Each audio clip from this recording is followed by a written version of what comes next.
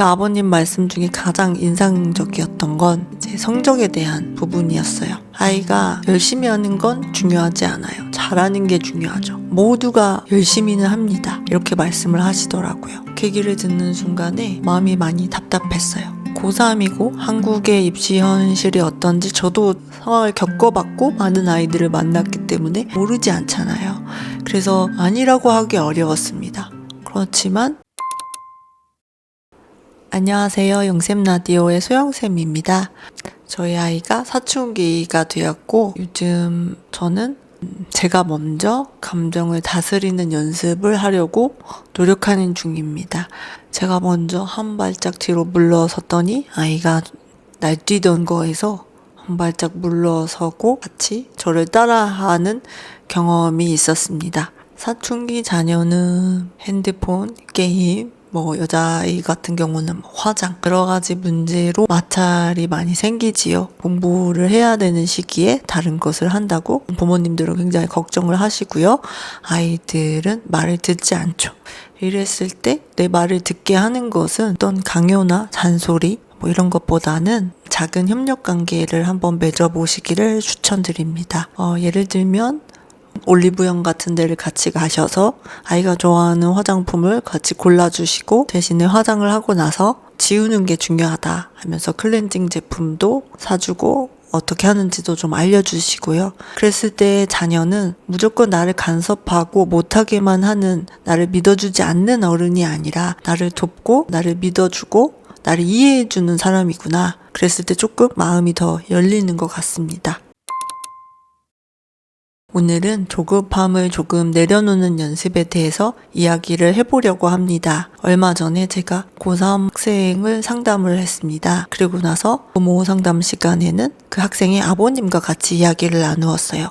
그 학생은 우울감이 좀 심했고 성적 스트레스로 불안도 높아 있는 상태입니다. 자녀와 이야기를 하고 나서 그 아버님을 만나 뵀는데 학생의 이야기가 딱 맞더라고요. 그 학생이 뭐라 그랬냐면 오빠와 얘기하면 너무 무서워서 그 앞에 서면 무슨 말을 해야 될지 잘 모르겠어요. 이렇게 얘기를 했어요. 제가 그 아버님과 이렇게 대면하는 순간에 위압적인 그런 표정, 말투 이런 것들 때문에 저도 좀 그 귀에 눌리는 기분이 들었습니다. 그 아버님 말씀 중에 가장 인상적이었던 건 제 성적에 대한 부분이었어요. 아이가 열심히 하는 건 중요하지 않아요. 잘하는 게 중요하죠. 모두가 열심히는 합니다. 이렇게 말씀을 하시더라고요. 그 얘기를 듣는 순간에 마음이 많이 답답했어요. 고3이고 한국의 입시 현실이 어떤지 저도 상황을 겪어봤고 많은 아이들을 만났기 때문에 모르지 않잖아요. 그래서 아니라고 하기 어려웠습니다. 그렇지만 아이가 노력한 부분은 전혀 봐주시지 않고 결과에 대해서만 계속 말씀을 하시고 하니까 아이도 본인 성적이 나쁘다는 것을 알고 있기 때문에 할 말은 없을 테고 두 사람 입장이 모두 이해가 되고 그렇지만 아이가 더 마음 둘 데가 없겠구나 라는 생각이 들었습니다.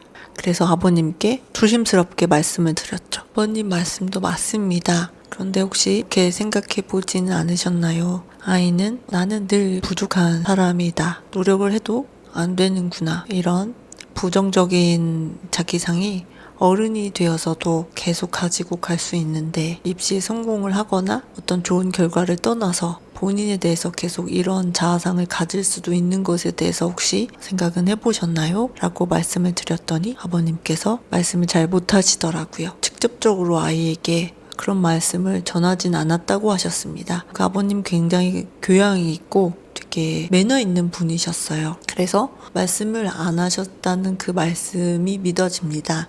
하지만 어떤 표정, 말투, 한숨, 태도, 여러 가지 비언어적인 것들도 아이는 다 느껴질 수 있습니다. 그렇게 말씀을 드렸더니 아버님께서 아무 말씀을 못 하셨어요. 그리고 조금 억울하다고 표현하셨어요. 열심히 성실하게 사는 모습을 보여주면 그렇게 따라서 할 수 있을 줄 알았는데 이런 나의 태도 때문에 또 아이가 이렇게 안 좋게 영향을 받고 갖고 있다고 하니 억울한 마음이 듭니다 라고 말씀을 하시더라고요. 저도 아이를 키우는 입장이기 때문에 아버님이 어떤 마음이셨을지 다는 아니지만 조금 알 것 같습니다. 우리 모두 아이가 잘못되기 바라는 부모는 아무도 없고 모두가 최선을 다해서 나름의 노력을 하고 있는데 원치 않는 결과가 일어나는 거에 대해서 되게 억울하기도 하고 답답해하는 그런 마음이 안타까웠습니다. 하지만 내가 원하는 방향으로만 열심히 자녀를 지도하신 거라고 생각은 들었습니다. 아이가 원하는 게 아닌 부모가 원하는 방향으로요.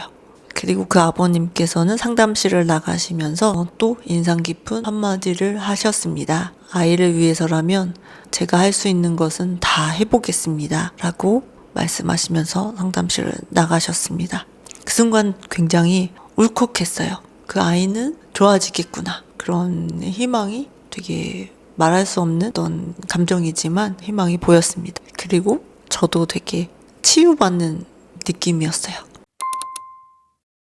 아버님한테 제가 숙제를 하나 내어드렸어요. 아이의 눈을 보고 아이가 상처받았던 말씀에 대해서 진심으로 사과를 해주시면 좋겠습니다 라고 숙제를 내어드렸는데 어떻게 하셨을까요? 다음 주에 아버님을 다시 뵈었을 때 아버님은 숙제를 하셨더라고요. 처음에는 메시지로는 사과를 했었다 라고 말씀을 하시길래 네, 그렇지만 눈을 보시면서 진심이 느껴지도록 다시 한번 사과를 해주시면 정말 좋을 것 같습니다 라고 말씀을 건네드렸는데 그거를 또 지키셨어요.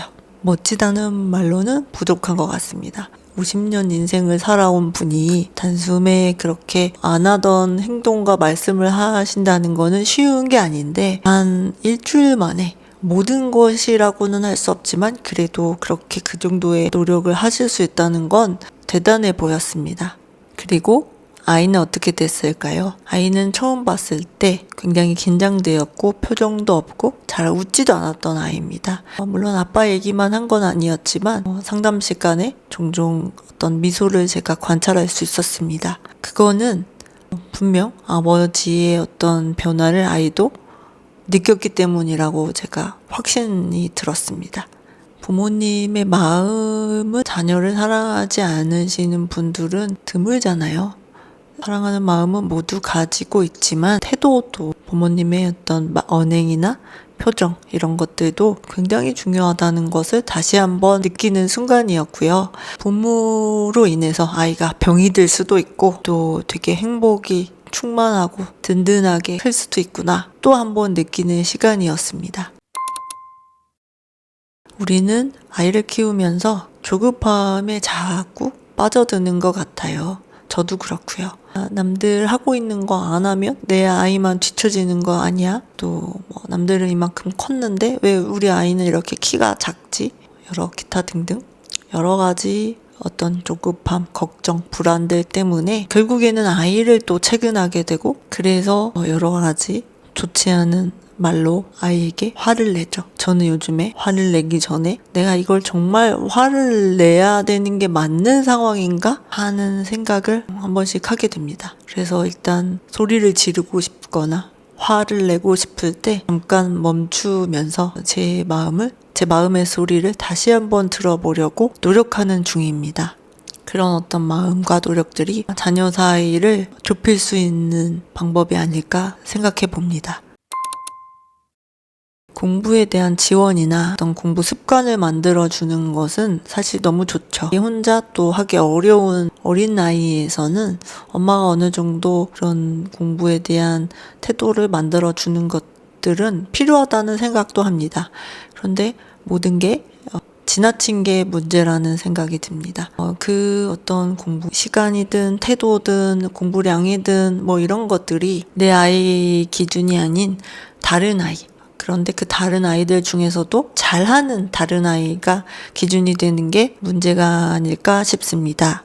잘하는 다른 아이가 기준이 되는 순간 부모도 아이도 그 순간부터 마음이 조급해지고 서로가 부딪히다가 지쳐버리게 되는 것 같아요.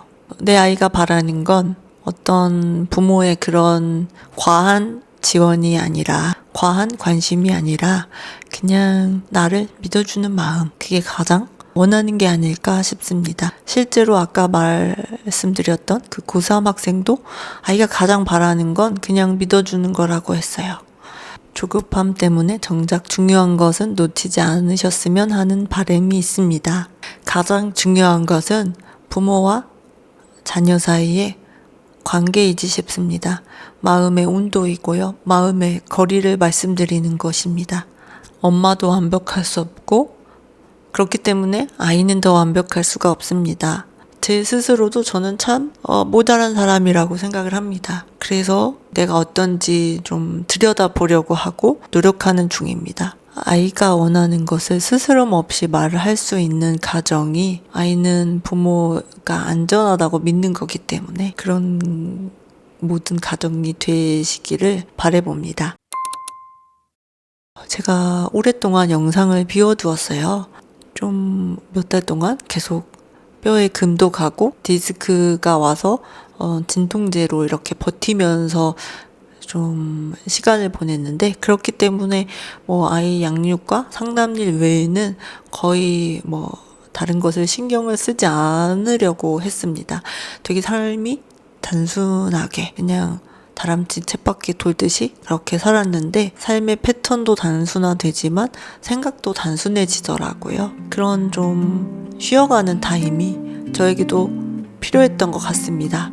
가끔 지인을 만나면 왜 요즘 영상이 안 올라오냐 그런 질문을 해서 제가 상담사니까 요즘 상담은 잘 하고 있냐 뭐 이런 질문이면 당연시 여겼을 것 같은데 왜 영상이 안 올라오냐 왜 내 알고리즘에 요즘은 안 뜨냐 뭐 이런 질문들을 하시길래 되게 저도 재밌고 신선했던 것 같아요. 그 사이에 이 작은 채널이지만 제 영상에 대해서 먼저 궁금해 하시는 어떤 분들이 생겨나는 것을 보면서 그래도 뭔가 조금은 제 얘기를 들으면서 잠깐이라도 그냥 생각할 수 있는 시간, 자녀와 뭔가 도움이 되는 시간, 또는 엄마에게도 좀 힐링이 되는 시간이 되었으면 좋겠다는 바람으로 다시 카메라 앞에 서게 되었습니다.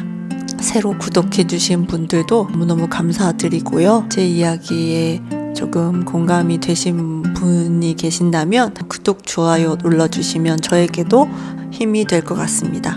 몸도 마음도 모두 건강하셨으면 좋겠습니다. 다음 시간에 다시 찾아뵙도록 하겠습니다. 감사합니다.